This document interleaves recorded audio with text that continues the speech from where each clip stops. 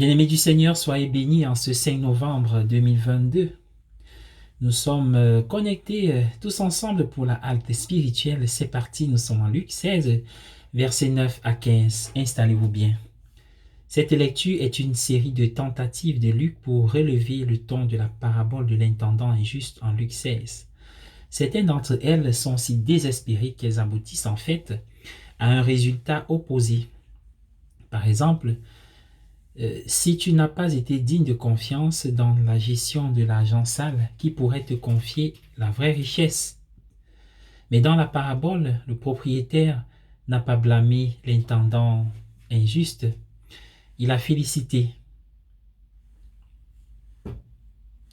Alors, bien-aimé du Seigneur, une tentative plus récente et tout aussi désespérée a été de suggérer qu'il devait y avoir une erreur de scribe, que le mot traduit par avec aurait dû être non et non. Cela remettrait les choses à leur place. Faites-vous des amis et non le mammon de l'iniquité. Tout serait à nouveau à sa place.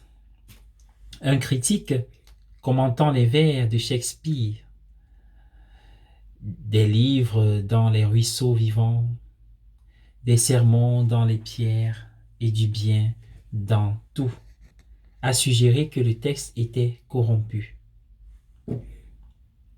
qu'il aurait fallu lire des pierres dans les ruisseaux vivants, des sermons dans les livres.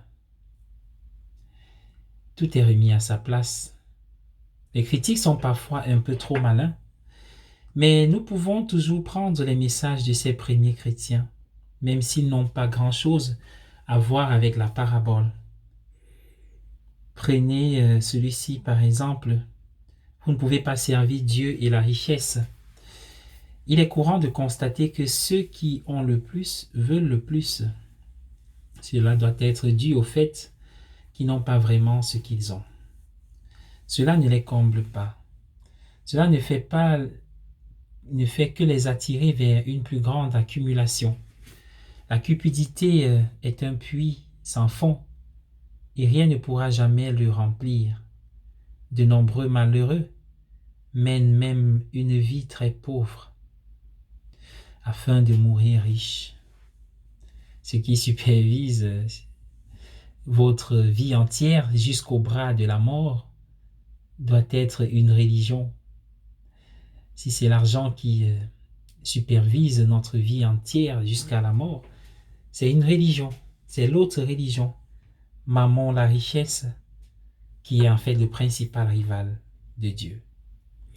Bonne journée à tous, soyez bénis et vivons sous l'égide du Saint-Esprit.